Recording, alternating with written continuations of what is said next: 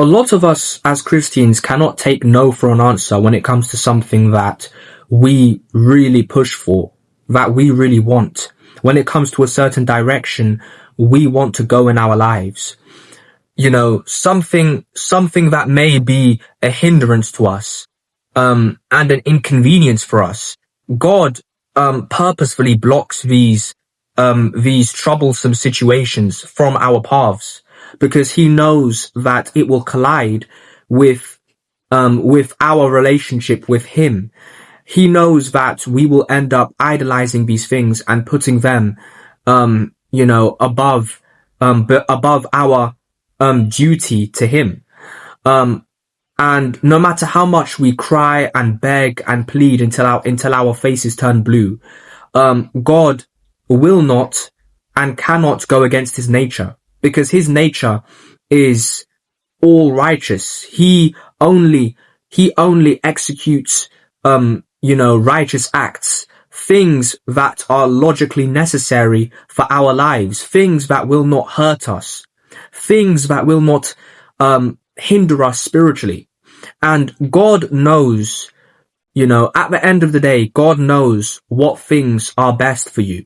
No matter how much you try to tell him, that, whatever, that certain impulse you have inside your heart, no matter how much you try to convince God that that irrational impulse is necessary for you, God will tell you straight, whether it be through a catastrophic event, whether it be through someone else in your family, or whether it is from, or whether it is from yourself, whether it's from, something that really grabs your attention. God will let you know that your thought processes are definitively, they definitively fall short in comparison to God's. They are, God eclipses our thoughts and our understanding. I'm reading from the book of Samuel, chapter 2, verses 12 to 16, and 19. David pleaded with God for the child. He fasted and spent the nights lying in sackcloth on the ground. The elders of his household stood beside him to get him up from the ground, but he refused, and he would not eat any food with them.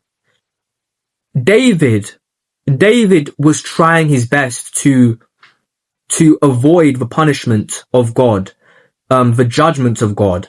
And the context of this passage is David had committed adultery, with Bathsheba, this beautiful woman who was the wife of one of his soldiers, and his soldier was named Uriah. And he deliberately and, strategically made it so that Uriah would be, at the front of the battle lines, where the fiercest,